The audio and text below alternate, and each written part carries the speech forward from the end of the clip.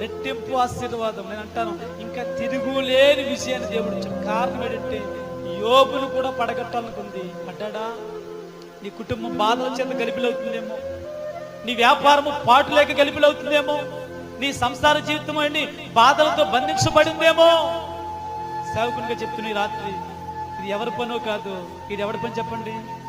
ఇది సాతాను పని. ఇది ఎవరి పనో కాదు, ఇది వాడి పనే.